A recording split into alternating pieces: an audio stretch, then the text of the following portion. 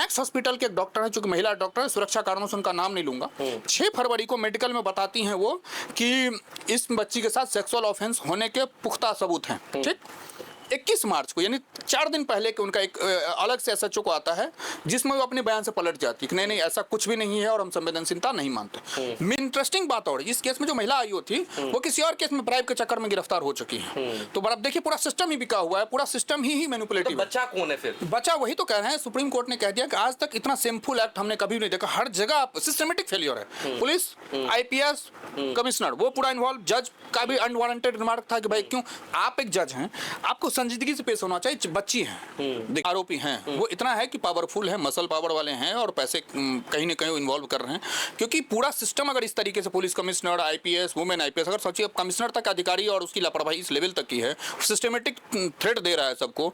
जज, हम ये नहीं कह रहे जज करप्ट है, लेकिन जज का जो एरोगेंट था, जो बिहेवियर था वो गलत था कहीं ना कहीं। नमस्ते, मेरा नाम है शुभम और आपने देखना शुरू कर दिया है एआई न्यूज़ 1। अभी हाल ही के दिनों में हरियाणा के गुड़गांव में 4 साल की बच्ची के साथ यौन उत्पीड़न का मामला सामने आया था, जिसमें आज सुप्रीम कोर्ट ने हरियाणा पुलिस को कड़ी फटकार लगाई है। इस मुद्दे पर बातचीत करने के लिए हमारे साथ सूरज झा जी मौजूद है, एडवोकेट है सुप्रीम कोर्ट में। इनसे बातचीत करते हैं, क्या है पूरा मामला, सुप्रीम कोर्ट को ऐसी क्या नौबतान पड़ी है जो हरियाणा पुलिस को फटकार लगाई है। सूरज जी, पूरा मामला क्या है, इसमें सुप्रीम कोर्ट ने हरियाणा पुलिस को फटकार क्यों लगाई है? बिल्कुल, आपके पहले सभी दर्शकों को नमस्कार। ये पूरा मामला फरवरी फर्स्ट वीक में मैटर हुआ था। हरियाणा में 4 साल की बच्ची, जो उसको 3.5 से 4 साल की एज बताई जा रही, उसके साथ कुछ लोगों ने रेप करने की कोशिश की। रेप ही हुआ है बच्ची का, पॉक्सो लगा सेक्शन 6।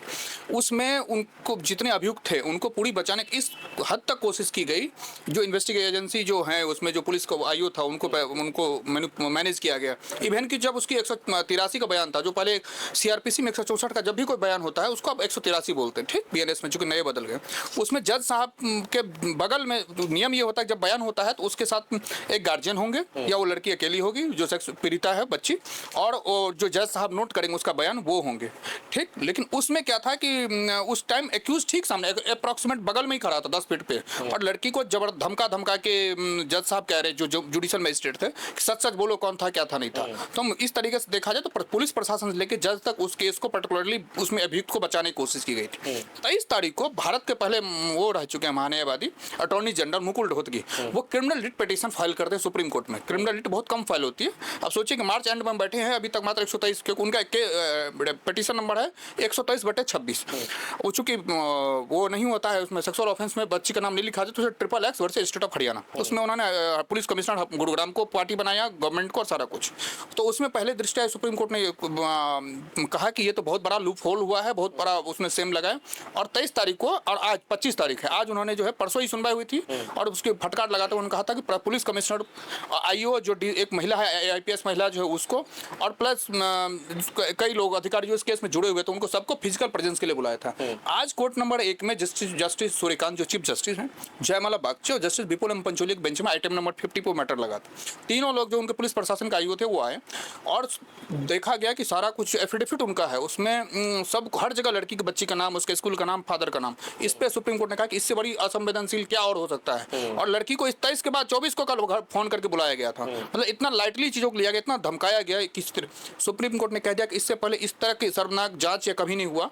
और आज ये हुआ है कि उस जो टीम थी कमिश्नर वाली टीम, उनसे केस को हटा करके आज ही उन्होंने एक एसआईटी बना दी, स्पेशल इन्वेस्टिगेटिंग टीम बना दी गई, जिसमें 2 सीनियर आईपीएस ऑफिसर हैं हरियाणा कैडर के और एक दिल्ली कैडर के।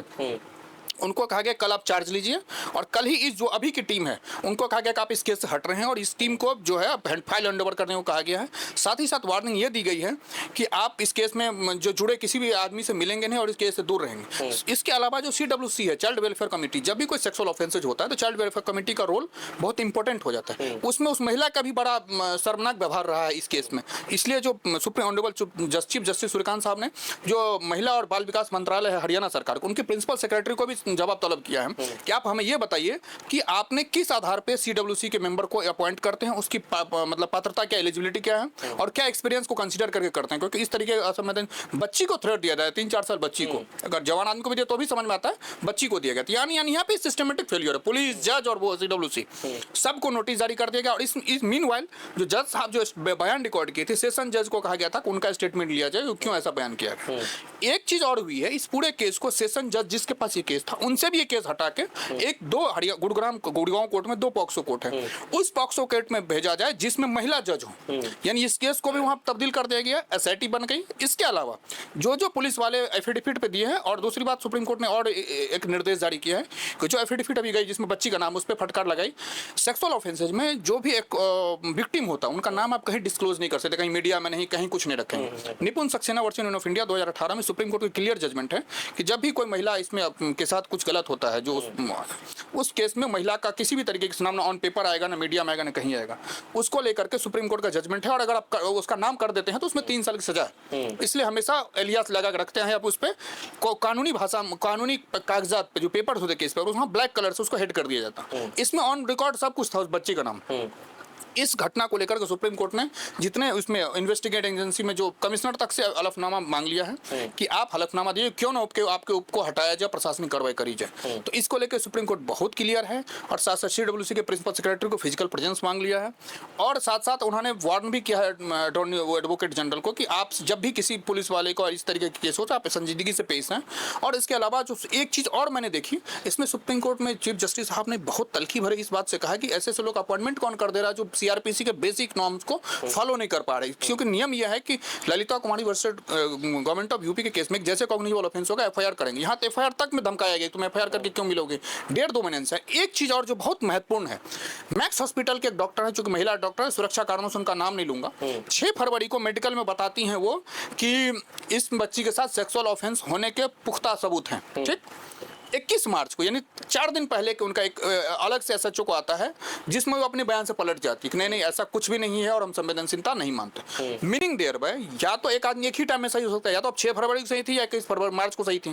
तो ऐसी जो पेटिशनर के वकील थे मुकुल रोहतगी, उन्होंने साफ साफ कहा कि ऐसी क्या आप पे दबाव आ गया कि आपने 6 फरवरी वाले मेडिकल ओपिनियन को बदल दे रहे हैं। तो सुप्रीम कोर्ट मेडिकल ओपिनियन हो तो जांच के बाद आया गया है। बिल्कुल वही बात है कि जब 6 फरवरी को जब आपने प्रमा फेसे मेडिकल किया, आज आपके डॉक्टर होने के नाते आप कहा कि पुख्ता वो हो सकता है कि हो रखे, तो आप 21 तारीख को क्यों मुकर रहे हैं अपने ही बयान से कि भाई जो सेक्सुअल ऑफेंसेस नहीं हुआ।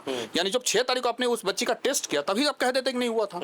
सुप्रीम कोर्ट ने उनको अभी मैक्स हॉस्पिटल से मांगा है, और स्पेशली उस डॉक्टर महिला है, नाम नहीं ले सकता सुरक्षा कारणों की, कोई किसी की तरह खतरा हो उनको, उनसे स्पष्टीकरण मांगा है कि आप पे भी क्यों ना प्रशासनिक कार्रवाई, आपके लाइसेंस क्यों ना रद्द किए जाए, कि आप किस वजह से और आखिर क्या रीजन है और क्या सर्कमस्टांसेस थे कि आपने बयान चेंज करवा लिए। और आप या तो आप 6 फरवरी वाले बयान ठीक है या 21 मार्च वाले ठीक है, जो भी है क्लियर करिए। और इस केस की सुनवाई सुप्रीम कोर्ट 6 जून को रखा, सॉरी 6 अप्रैल को फिर से आफ्टर लंच में मैटर टेकअप होगा। और इसमें जितने भी पार्टियां सबको फिजिकल प्रेजेंस, साथ साथ जो नई टीम जो कल से ज्वाइन करेगी इस टीम को सबको उनका अनुसंधान या उनका इन्वेस्टिगेशन कहां तक पहुंचा उसका स्टेटस रिपोर्ट भी 6 अप्रैल तक इसमें सबमिट होगा। तो मुझे ऐसा लगता है कि इस चीज को लेकर के, और ये बहुत देखिए पुलिस प्रशासन इस तरह की लिपापोती बिहार में भी नीट छात्रा के साथ क्या हुआ, पहले उन्होंने दबाया गया जब मामला, आप लोग जैसे मीडिया कर्मी हाईलाइट मामले को करते हैं या कहीं मतलब जब उजागर करते हैं तो प्रशासन जागती है, जब यानी दबाव पड़ता है मीडिया, चौथा स्तंभ इसलिए कहा गया।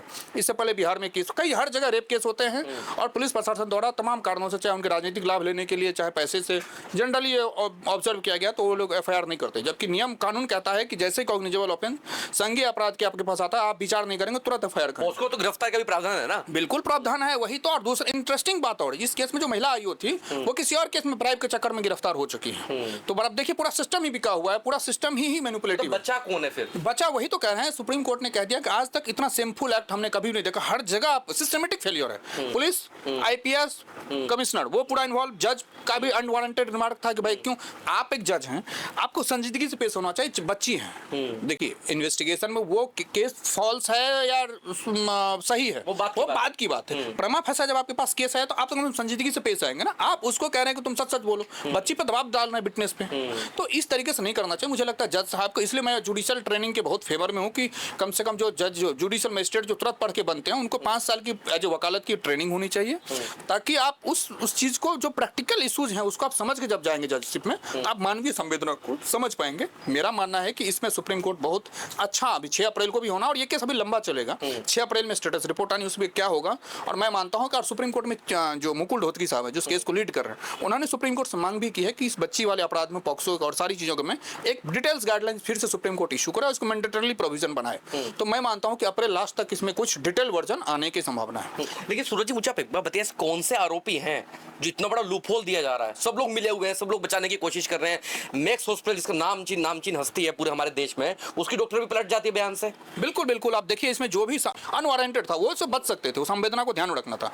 तो सिस्टमेटिक फेलियर है। मुझे लगता है जैसा आपने सूर्यकांत साहब को सीधा ऑब्जर्वेशन है, जयमाला बागची ने भी तो जिस तीखे लफ्ज़ में सॉलिसिटर जनरल जो additional solicitor general Aishwarya Bhati जिस सवाल किया, उन्होंने कहा कि किसी को बचाने की आपकी पूरी कोशिश है, सिस्टमेटिक फेलियर है ये। और उन्होंने सब कुछ अभी और डिटेल्ड ऑर्डर चूंकि सामने जज साहब का साइन होता है 5 बजे, उसके बाद अपलोड होगा, तो हम इसको ऑर्डर को हम और डिटेल में हम इसको डिस्कस कर लेंगे। एक पहलू को उन्होंने छुआ है, एफिडेविट को वापस करवाया, फिर एफिडेविट फाइल करना पड़ेगा, क्योंकि हर जगह एफिडेविट, आप सोचिए नॉर्मल सी बात है कि सेक्सुअल ऑफेंसेज में कोई भी अब बच्ची का नाम या जो पीड़िता उसका नाम नहीं लिख सकता, आपने सीधा सीधा नाम लिख रखा, उसका कोई धमकी हो सकता है, मीडिया हाइलाइटेड केस हो जाएगा। धमकी किसी को कल को कुछ दिया, जो आदमी जज को धमका सकता है, जो आदमी पुलिस कमिश्नर तक इन्वॉल्व है, बच्ची को भी थ्रेट दे सकता है। तो इसमें प्रयास दिया भी है। उस 21 तारीख तक सोचिए मेडिकल रिपोर्ट बदल जा रहे हैं, डॉक्टर के अपने बयान बदल रहे हैं, अभी डॉक्टर फोन बुलाया गया, CWC का मिली भगत है। मैं मानता हूं कि इस चीज को थोड़ा सा संवेदना के साथ सुप्रीम कोर्ट देख रहा है और इसमें कार्रवाई जरूर होगी, और इसमें जो भी आरोपी हैं वो बख्शे नहीं जाएंगे। और पुलिस ऑफिसर भी जो है कहीं ना कहीं मुझे मानता हूं कि पुलिस ऑफिसर हर बार गलती करते हैं, इस बार वो बहुत जकड़े गए हैं, इनकी पकड़ हो गई है। और जो जजेज हैं, तीनों जज में 2 जज बहुत तल्ख थे, जस्टिस जयमाला बागची और जस्टिस सूर्यकांत जो चीफ जस्टिस हैं। इस बेंच में बैठने वाले तीनों जज भविष्य के चीफ जस्टिस हैं, सूर्यकांत साहब अभी, फिर उसको जयमाला बागची और विपुल एम पंचोली सबसे लास्ट में चीफ जस्टिस बनेंगे। तो मेरा मानना है कि ये बहुत डिटेल वर्जन आएगा इसको लेकर कर। बहुत जरूरी है कि देश में रेप पीड़िता, रेप विक्टिम के साथ न्याय हो, तो अभी तक नहीं हो रहा है। पुलिस कहीं ना कहीं पैसे दबा के बैठ जाती है, खा लेती है, और पॉलिटिकल इन्फ्लुएंस की वजह से चीज़ों। तो मैं मानता हूं कि इस बार सरकार को भी न्यूट्रल होकर और पुलिस को थोड़ा नॉब करना चाहिए, पुलिस को फिर कार्रवाई होनी चाहिए, जो मिली भगत उनको कम से कम तत्काल सस्पेंड करना चाहिए, डिसिप्लिनरी एक्शन होना चाहिए। भी जाएगा, बिल्कुल मैसेज जाएगा, कानून का या किसका मैसेज जाना चाहिए, कहते हैं ना कानून के, हाँ, ब्रेक करवाना चाहिए। इसमें अभी तक क्या है कि सब लोग इन्वॉल्व, सोचिए एक आइए दूसरे केस में उसमें इन्वॉल्वमेंट है, तो हम पुलिस का काम अब जो लोग हित, जैसे दिल्ली का ही पुलिस का मोटो है शांति सेवा सद्भाव, ये सिर्फ कहने की बात है, कहीं कुछ नहीं है, सबके सब पैसा खा रहे हैं, सबके, मैं ऑन कैमरा कह रहा हूँ, सबके सब पैसा खा रहे हैं, सब अपना बिल्डिंग बनाया जा रहा है, कोई काम नहीं करता। कहीं थाने में चली जाइए, FIR कराने, आपको पता चलेगा हकीकत क्या है, FIR करने तक से बचते हैं क्योंकि उनको इन्वेस्टिगेशन करना पड़ेगा। एक सवाल ये भी निकल के आता है, तो चलिए मामला सुप्रीम कोर्ट आ गया, अब तो उस बच्चे को न्याय मिल जाएगा।